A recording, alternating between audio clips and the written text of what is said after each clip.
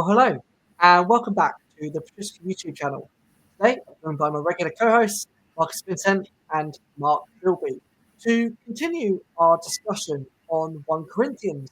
What seemed like a small task that would only take 3 episodes max has now turned into at least 5, and I'm sure you're enjoying it as much as I am. But before we hand over to Marcus today, just a quick word from Mark about an intriguing question from one of you at home. Mark. Thank you. Yeah, I just wanted to give a shout out to Christian Michael. He, in our last episode on 1 Corinthians, mentioned the Apollo reference and how we said that Apollo was not present, and gave some very substantive responses to that, even quoting Ulrich Schmid, quoting Tertullian. And it's something that we have just taken notice of, and would just like to do a little bit more digging until we formally respond. So we'll plan to do that in a future episode. Fantastic, thank you. So I suppose without further ado, Marcus, over to you. 1 Corinthians. Yeah, before we start with 1 Corinthians, let me also hope and that you have a very, very good new year, because that's the first episode in this year. And we had a fantastic 2024, and I hope we will have together a great new year in 25. As Jack has already indicated, we intended to go rather more quickly through those letters, but the experience has now taught us, and I think that was the right thing to do, that we should progress a bit more slowly. And if you do thorough research, and that's why we love responses like the ones Mark had just referred to, it is important that you look at detail, and particularly detailed comparisons, as we do here, where we have a reconstruction.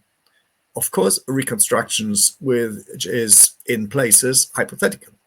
In other places, it is more secured by our witnesses and by the way and the reconstructive baselines that we have. But still, it is up for discussion, and that's why we invite you to engage with our suggestions. These are no truth claims, these are hypotheses.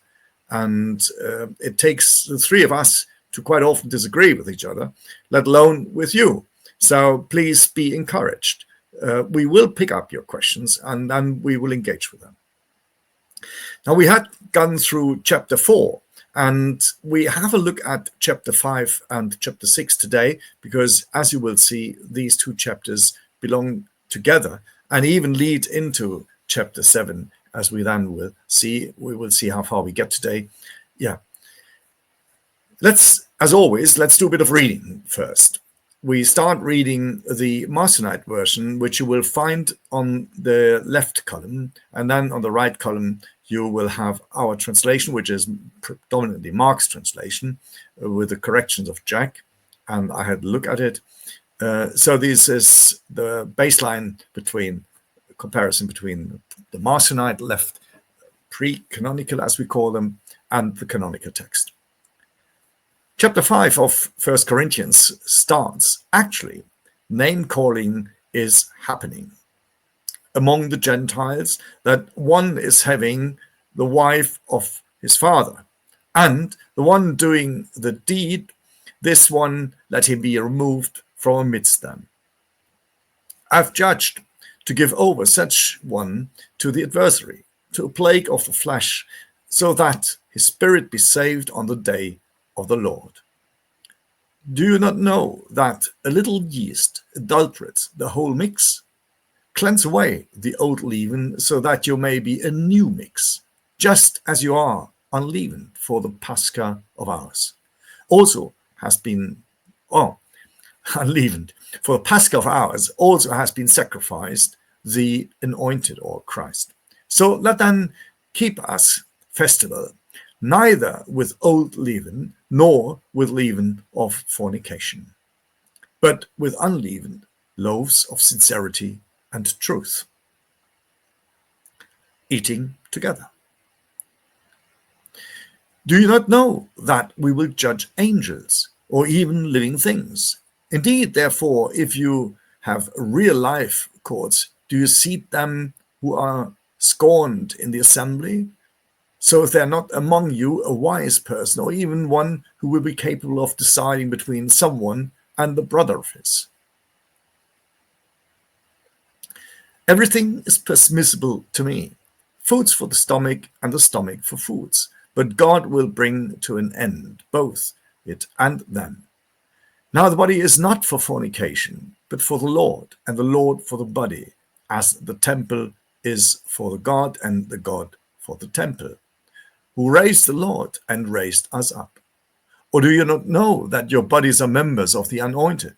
Therefore, after taking the members of the anointed, will I make them members of a harlot? May it not be. Do you not know that the one who is joined with a harlot is one body? Flee the fornication. Oh, do you not know that the bodies of yours are not your own? For you were purchased with a price. Consequently, glorify the God in the mortal body. And continue. It is the virtuous for a human not to touch a woman on account of fornication. Let each not have the wife of his own.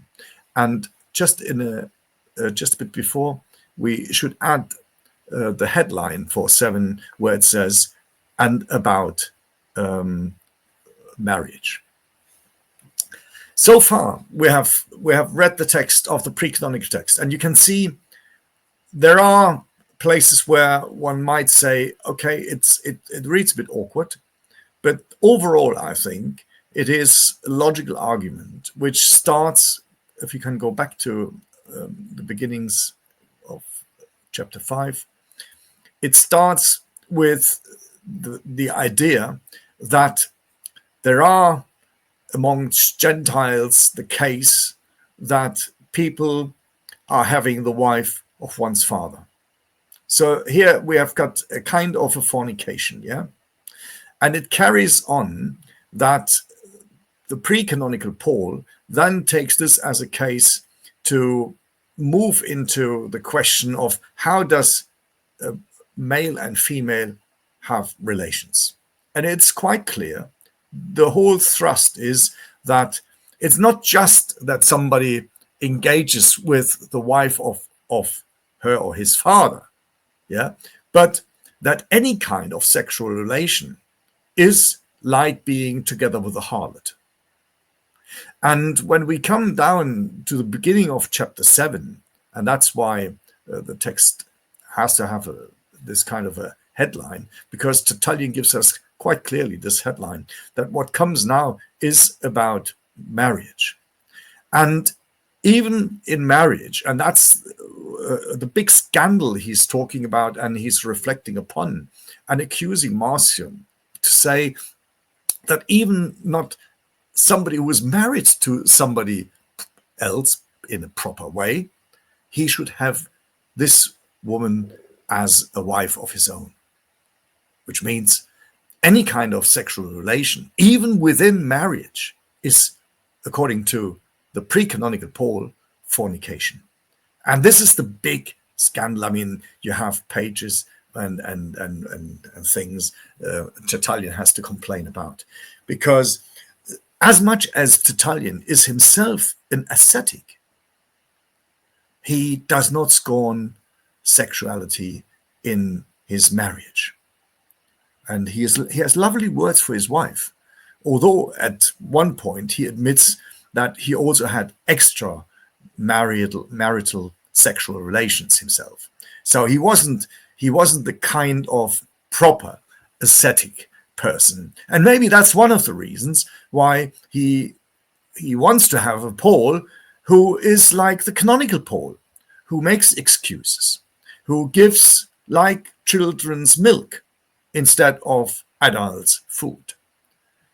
And that's just a discussion between Pinotus and Dionysius of Corinth, yeah, where Dionysius of Corinth is advocating the canonical Pauline position that one should have the possibility of having a woman and sexuality with a sexual relation with one's own married, legally and loyal married woman.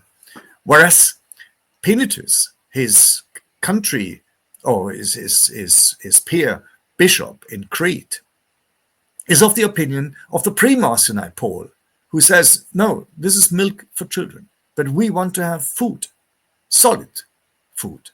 And solid food means that even we can have a married woman and we can be in a marriage, but without sexual relation.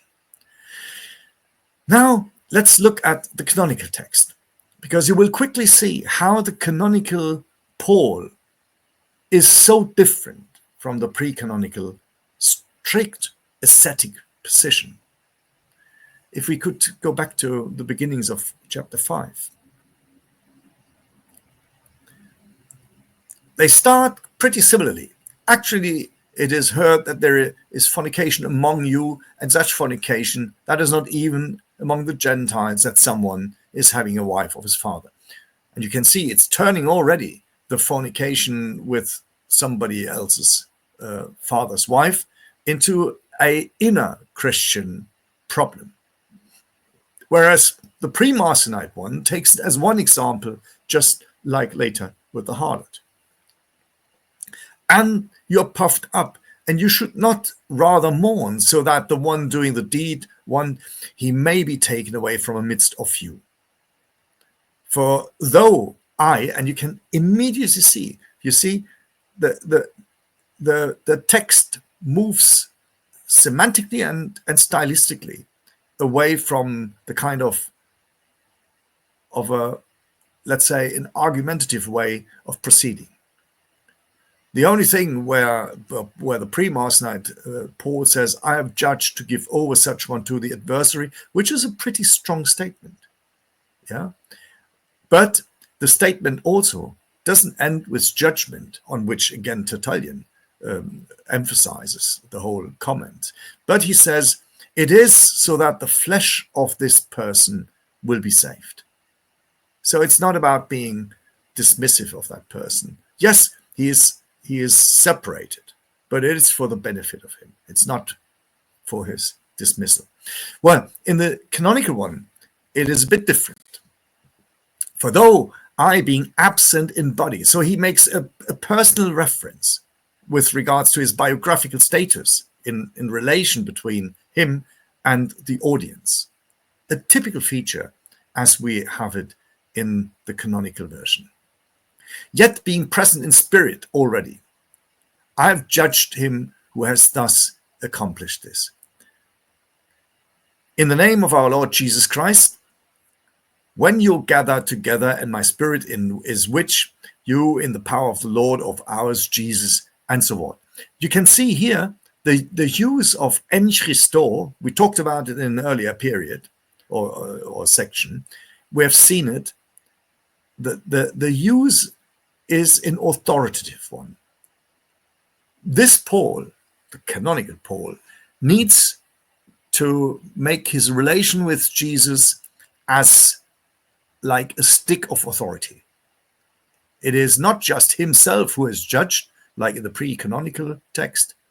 Now he is judging in the name of our Lord Jesus Christ. So this is a kind of backing up his authority, which looks great, it sounds good, but in the baseline is that this Paul, the canonical one, is pretty insecure and has always been shown being insecure. Insecure with regards to his audience, insecure by needing the Lord himself who supports his case. Because quite often, and frankly, the cases that the canonical Paul makes doesn't make too much sense in the argumentative way. So it is more a performative act that needs this kind of a theological backing. Your boasting is not virtuous. And this kind of criticizing the audience is another way, which you hardly see in the pre-canonical text. Do you not know that a little yeast leavens the whole mix? And you can see what was an argumentative element in the pre-canonical text becomes now an argument against his audience, against the people. Therefore, cleanse away the old leaven so that, and so forth. It is interesting for the pre-canonical one, novelty is one of the key words. Only where the text is being taken over literally by the canonical redactors is novelty coming back in the canonical text. And here we have one example of that. So let us keep the festival, neither with leaven. You can see this text is literally taken over by the canonical redaction. Yeah, we can carry on a bit. But now, as I said before, straight when we move from the pre-canonical text to the canonical version, you have the big I. I, Paul, wrote to you in the letter not to be commingled with fornications. So he takes the argument from the pre-canonical text into a debate with his audience, even claiming that he has written to the audience already a letter nobody has ever seen. This is one of the big issues New Testament scholars have, that here the canonical text refers to a letter to the Corinthians, which sounds as if it was a letter 0 to the Corinthians, because we have letter 1 and 2, but we have no 0.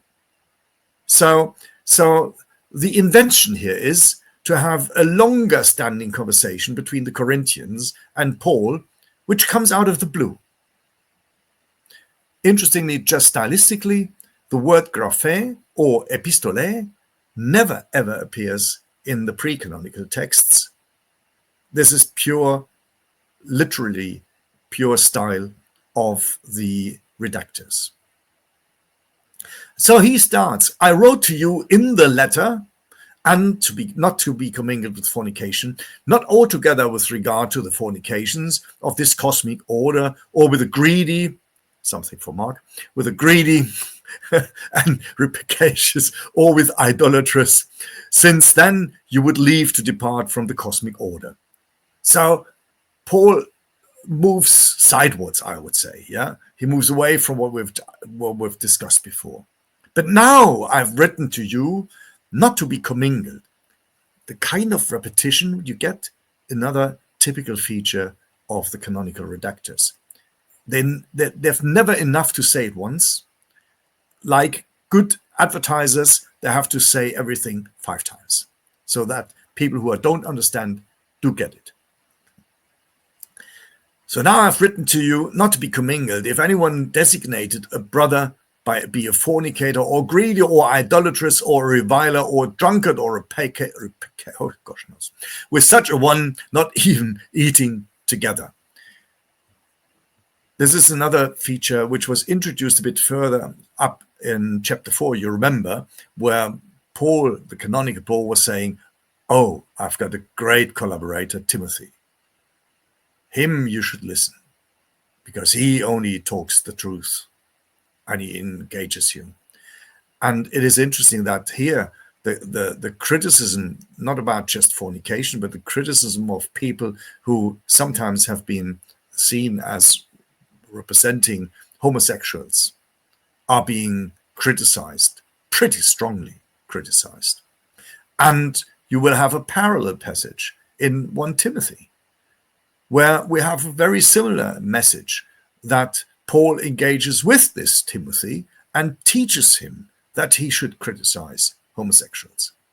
And both passages, which link up with each other, today we would say they're kind of hyperlinks between a pastoral letter and this text here, shows the readers who read both texts in the same collection of the New Testament, oh, that 1 Timothy is written by the same Paul, because we find the same message. And he even says so just 2 chapters before, that he's saying that Timothy is of the same opinion. So you can see how the redaction works in joining these letters together. And then comes just eating together is the small element which is left in the, or which is there in the pre-canonical text. But here it becomes incorporated into a whole raft against those almost evil people. For what is it to me to judge those outside? So you can see they are the margins and the marginal people. You judge those inside, do you not? But God judges those outside. Remove the evil from among you. Another stylistic element you can see, we have noticed that before, we have these inner dialogues that are being introduced like being on a stage. And I think the redactors are exactly doing that. They are behaving like writing a script which is being performed.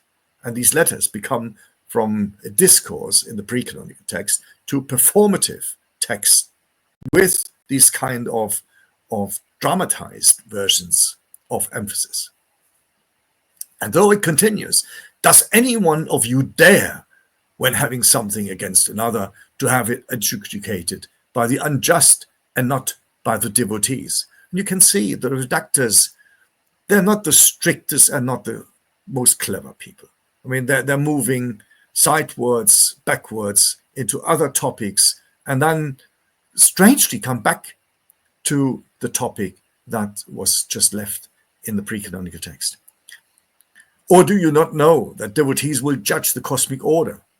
And you can see it's a picking up from just from the reductional level that we had before. And if the cosmic order is judged by you, are you not unworthy of the smallest courts? Do you not know that we will judge angels or even living things? Indeed, therefore, if you have real life courts, do you see them who are scorned in the assembly? And you can see how the redaction has picked up the idea of judging angels into developing it into a bigger story of the cosmic order. Could I make a couple observations? Absolutely. One is that there's a consistent, through the last two chapters, we've seen a consistent world-church dichotomy, I think, playing out in the canonical text. The Marcionite text seems to just envision, a speaker, an audience, and they're part of the cosmic order, but it's an evil place and system, and should be part of a different way of life that maybe is more angelic in that sense or heavenly. But in the canonical text, there's this constant negotiation between sort of church ethics and public ethics, and that we're part of the world, but we're really part of the church, and we commingle with people in the world because we have to. They're evil. But if there's evil in the church, we need to get rid of it. And then another thing that seems to come up is I just keep getting reminded of sort of Matthean rules of discipline for the church, where 2 or 3 are gathered together. We have this when you are gathered together, and I am there with you in the power of the Spirit. There's this power that comes together in the gathering of the community, the presence of Jesus, but also the presence of Paul, who's not there in body. Just as a side note, I thought that was an interesting phrasing, given that, it's usually framed as a geographical point of absence. Paul's in some other place, so he's not with the Corinthians. But this also works as a hagiographical or saint presence, in the sense of Paul has gone on. He's no longer there with them in body. He's there with them in spirit, just like Jesus. And both Jesus and Paul, their spirit gives power to the community to sort of take care of its affairs. But then also this theme of judging, it seems to go together with sort of ethics we see particularly in canonical Matthew about, when you need to rebuke a brother and judging things between the brothers. It almost envisions sort of a separate court system within the church, that the church is its own hierarchy, bureaucracy. It engages in its own brand of jurisprudence apart from that of the public society. So that's just, to me, I see it just a much more developed ecclesiology in all these different ways, a whole church ethic and church ethos that's not there. And the Marcionite text, I think, has an assembly, but it's probably more like the public assembly, not a distinctive group that considers itself like the assembly. Those are my thoughts. These are very important thoughts, because it shows a further developed administration, a further developed ecclesiology, as you said before. And we have these parallels when you look, and Jack might come in as well, if we just compare, for example, the development from the 3 letters of Ignatius to the 7 letters. Maybe, Jack, you want to say something, because that this is, in my eyes, just like with Matthew, where we have the same development. Yeah.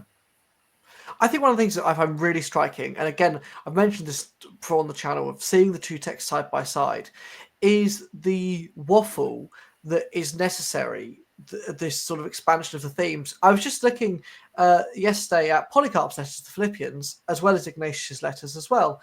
And do you know, in both the short recension and in some parts of Polycarp, they're so direct, right? They give instruction, they say what they need to say, and then they move on. So, for example, pray for all men that they may be saved, be careful of false teachers, look after the widows. Here, canonical Paul spends at least 80% of his time waffling about some great grandeur, some great idea that he has in his head. I mean, I think here's a great example, right? All of this here, complete waffle. So the end of chapter 5, the beginning of chapter 6, complete waffling, all to himself in his own world. And again, that's a theme we see in Ignatius in the middle recension. When it moves into the middle recension, that's where these easy, straightforward... Look, we often, I think, have this anachronistic idea that people in the ancient world are stupid, and therefore you have to explain things to them like they're 5. You don't. They understand. If you say, pray for all men that they may be saved, if you're a Christian in Corinth or in Rome or Polycarp, whatever, I understand what that means. You don't then need to give me 8 verses of spiel telling me, all these other things as well. And I think that that's a real indicator. We've mentioned it, the other theme of story time before. Maybe there's also sort of patronizing waffle time that needs to go along with story time as a pairing. But the long and short of it is that when people are adding these expansions, these interpolations, it becomes all the more striking how nonsensical they are once they're stripped away. I think in the text, we're almost numb to it because we're so used to the canonical 1 Corinthians that when you then take it away, it's a bit like, oh, I can imagine my grandfather had his cataracts done the other day. He's just like, yes, I can now see again, right? That blur was not the norm. I think that's going on here. And this sort of leveling of waffle is really present in all of these interpolations. It is both. It's waffling and it is addressing more recent problems. And you can see that now when we come into chapter 7. Because it's not just a statement whether you should or shouldn't have sex in a married couple's relation. But when you see now what the canonical redaction adds in chapter 7:3, let the husband pay back the debt to the wife. Now, similarly, also the wife to the husband. The wife does not have authority over her own body, but the husband does. Now, similarly, also the husband does not have authority over his own body, but the wife does. You can see the kind of almost midrashic development of the theme, yeah. Done in addition, and a new thought, right? Do not deprive each other except by agreement for an occasional time. You can see the redaction accepts some of Marcionite's idea that one can withdraw from each other even in marriage. But here it is the reversal. It's not that marriage is an asexual relation. Here it can be an asexual relation if the bishop of Peniturs of Crete, yeah, does want to give solid food or at several or specific times in the year or whatever. Yeah, there are various ways of interpreting that, but it's turning the idea upside down. But the thrive is the other way. Yeah, it is that sexuality is something taken for granted. Now, so that you may attend to prayer. You see, so when you pray, you might be ascetic, but only then. So in ordinary time, when you're not praying, but then you wonder, when is a Christian not praying? So that was Marcion's point. Because if you are a solid Christian, you are in constant prayer because all your life is a life before God. And if your life is a life before God, there's no sexuality because that is concerning for yourself or for offspring. Yeah, but you can see the difference here. Yeah, and then be together again so that the adversary does not test you. And you can see sexuality is accepted because as Marcion always believed, sexuality in fact is the temptation by the temptator. It is not something positive. It is the worst thing you can imagine, but because people are not ideal, yes, we can grant them, at least during marriage, some kind of a life of sexuality. Interesting as well that on that subject of women in relationship to their husbands, again, this addition is something that, again, you find in Ignatius, that in the short recension, it just says husbands and wives love each other.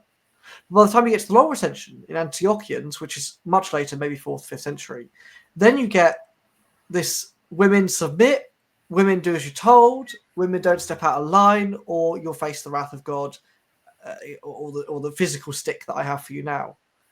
I find Marcion's treatment of women, or at least the treatment of Marcion, women in the Marcionite literature, is so radically different, right? And we talked about it before, but is that so interesting? And this rubs off on his apostle, or his disciple, sorry, Apelles, who eventually leaves him, who then even takes women to be great prophets, Philomena, etc. So clearly he's preaching a very positive view of women here, that the canonical Paul just does away with.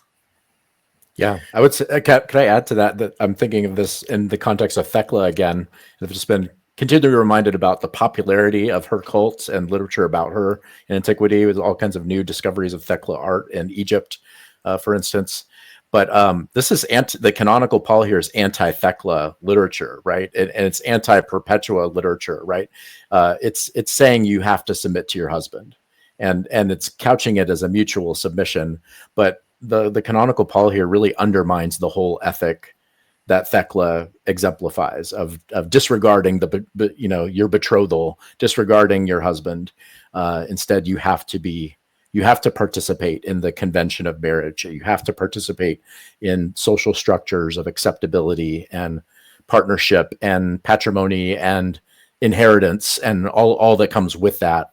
Rather than being radically separated from it, the way that Thecla is, the way that Perpetua is. So I would see like two streams of coming out of early Christianity here. Marcionite stream, which it's really much more prominent, I think, if you look at the saint literature, the saints' lives, than the canonical Paul is here. And then it is really a question of whether, as history of Christianity has been written so far, we move from a certain moral way of life, which is a life of an allowance, as he says here, rightly, canonical Paul, right, into what has been called a radicalization of Christianity in and amongst the ascetics. Or, as we now discover, it seems to be quite the opposite way. It seems to be a early Christian precursor, which is an ascetic form.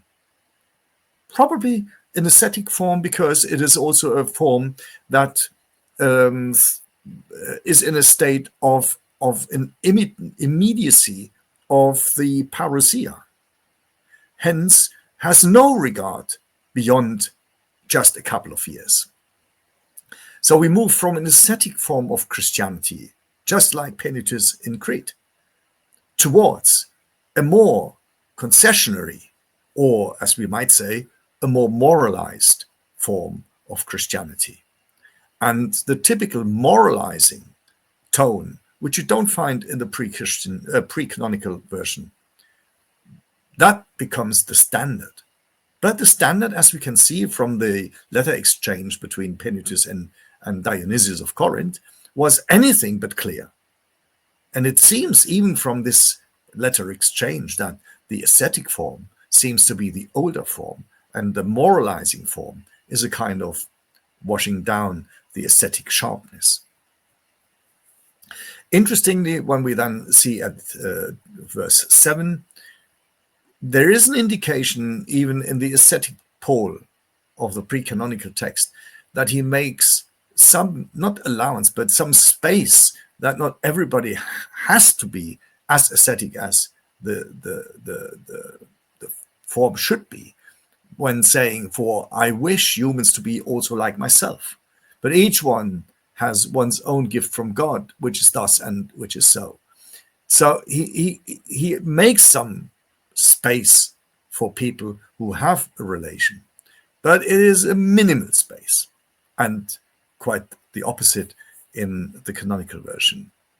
Now I say to the unmarried and to widows, virtues for them, if they remain as I. And you can see the real thrive, which is interestingly picked up by the canonical version as well, is that asceticism should be the standard.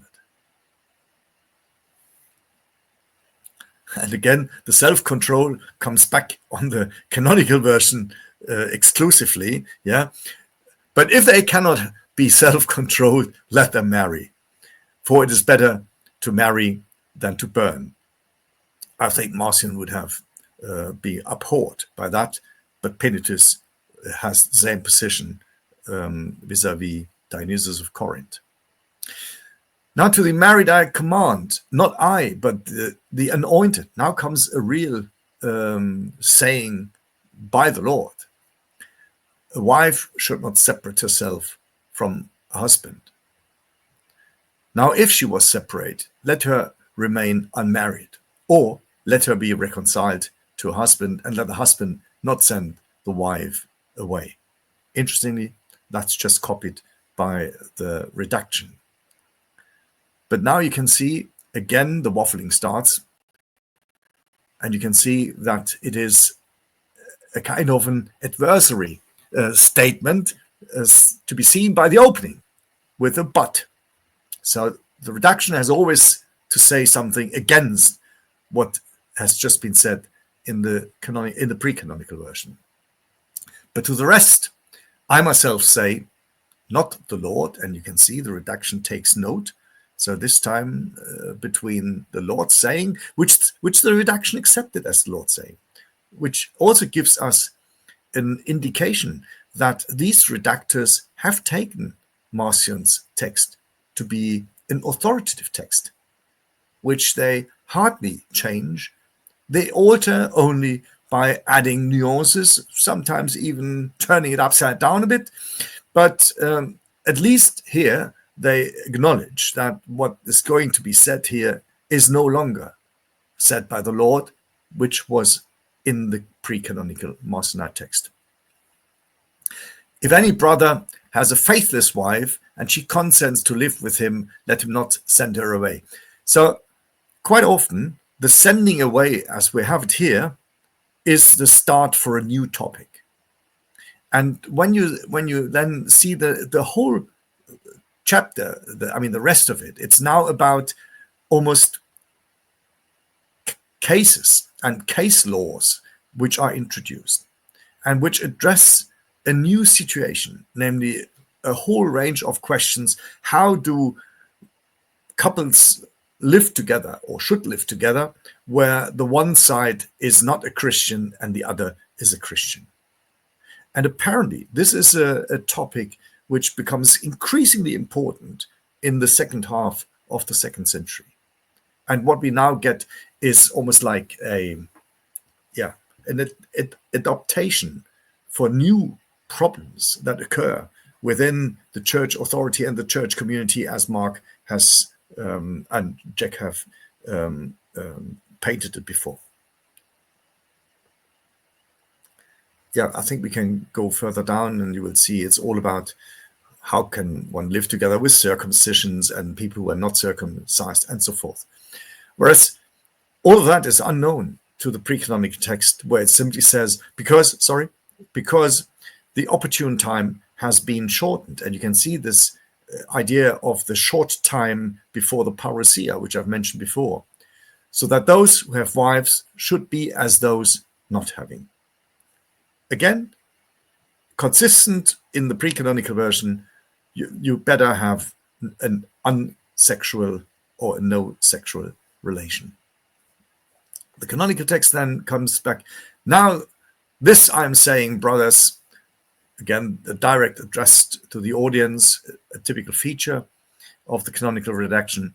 The opportune time has been shortened, what remains, so that those who have wives should be as those not having. Interestingly, you see, they copy despite what they've said before, they copy what they have in front of them, not seeing the tension between what they were just saying.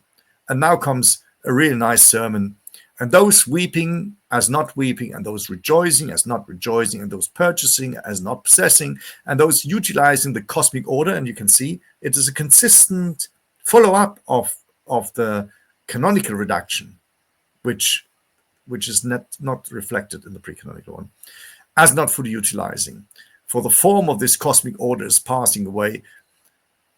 And here you can see the feature from an immediacy of the parousia, which has been copied by the reductors. Now it's the length of the cosmic order. Yes, it's passing away, but it might take a few thousand years. So you better marry, have children, and enjoy the sex.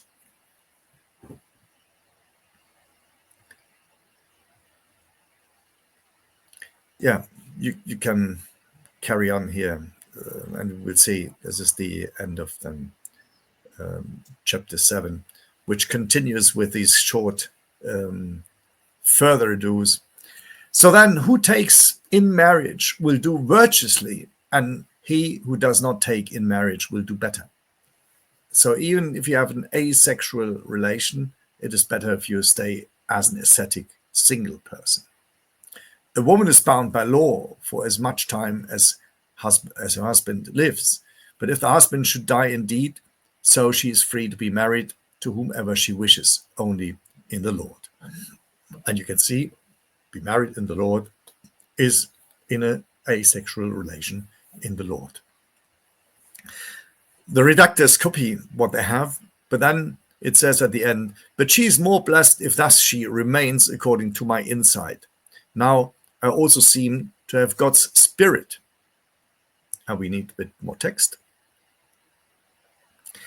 Now, in regard to the idol sacrifices, we know that we all have knowledge. Knowledge puffs up, but love builds up. It starts with chapter 8, with a new topic in regard to the idol sacrifices. So we had chapter 7 about marriage, and chapter 8 about the idol sacrifices, which we do next week or next time. And as you can see, when we recap, chapters 5, 6, and 7 somehow belong together. When you read these chapters in the canonical version, you get, if you might say, the opposite story of what we have in the pre-canonical version. But it is also a broadened version, a version, as I think, is reflected, and that's why I've mentioned a few times now, in the letter exchange between Pinitus and Dionysius of Corinth. And that shows us we are dealing with a topic that was hotly debated between bishops, whereby some of these bishops, who are peers, who talk to each other, write to each other, they are not orthodoxes and ascetic heretics. These are bishops of one community.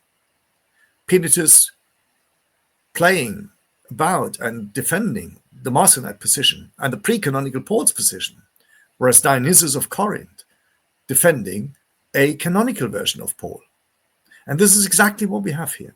We have two versions of Paul which are in discussion, and it is exactly the time, it's the 170s, just the time before Irenaeus puts together the canonical collection.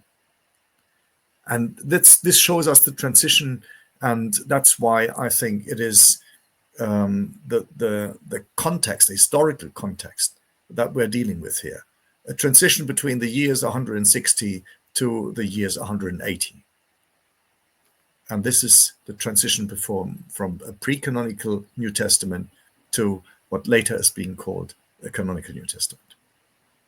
Yeah, and if I might extend that, maybe even outside of the New Testament to a whole range of literature that encompasses not just the 27 books that we know in our canon, but also other early Christian texts that are being redacted, reformed, interpolated, etc. And hopefully, on that note, Ignatius versus Ignatius, which I keep promising, will come very soon. Marcus and Mark, thank you so much, as always, for your insights today. It's been a pleasure, and I hope that you at home enjoyed it as well. Please do check out our socials in the links below, and also the text, the translation that we've been reading from today will be in the link below as well. In addition to that, please subscribe to not only Patristica, but also to Mark's channel. As always, link down in the description. Until next time, have a good one. Bye-bye. Bye-bye.